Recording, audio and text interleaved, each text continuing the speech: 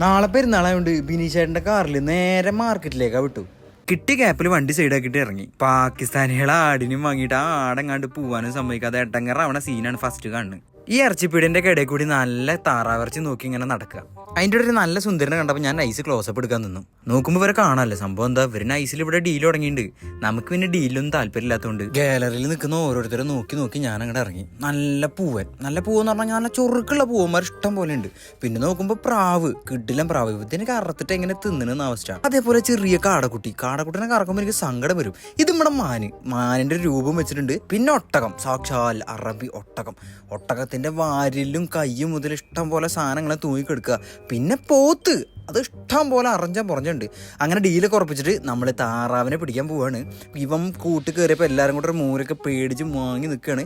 ചുളിവിൽ അവസാനം ഒരു രണ്ടെണ്ണത്തിനെ പിടിച്ച് കയ്യിലെടുത്ത് നിൽക്കുമ്പോൾ ഈ സിബിയും ഫഹദും ഒരു ദാക്ഷിണും ഇല്ലാതെ ഇങ്ങനെ ഇളിച്ച് നിൽക്കണോക്ക്. എന്ത് പാവല്ലേ, ഒരു താറാവല്ലേ ഇത്. ഇനി നമ്മളെ സാക്ഷാൽ ബ്രോയിലർ, ഇതെന്തിട്ട് പണ്ടാറാണാവോ. എന്തായാലും താറാവിനെയും കൂട്ടി ഞങ്ങൾ മാനിറച്ചി വാങ്ങാനുള്ള പ്ലാനിൽ മാനിറച്ചി വാങ്ങാൻ പോയി. അങ്ങനെ ആ സിറിയക്കാരൻ ഡീൽ ഉറപ്പിച്ച് 1.5 കിലോ മാനും വാങ്ങി ഞങ്ങൾ ഇറങ്ങിയപ്പോൾ സിബിക്ക് കത്തി വാങ്ങണം. അങ്ങനെ ഫഹദും സിബിയും കൂട്ടിയിട്ട് വൺ ഡിസ്കഷൻ പ്രാക്ടീസ് ഒക്കെ ചെയ്ത് നോക്കിയിട്ടാണ് സാധനം മേടിക്കുന്നത്. എന്തായാലും റൂമെത്തി പിടിക്കാൻ നോക്കുമ്പോൾ ഡിക്കിൽ അവരെ വെലസ് നടക്കുക. ഇനി ഇവരെ പൂശി പെരുന്നാളിന്റെ ഫുഡ് നാളത്തെ വീഡിയോ ഉണ്ടാവും. ജസ്റ്റ് സബ്സ്ക്രൈബ് ആൻഡ് വെയിറ്റ് ഇട്ടാ.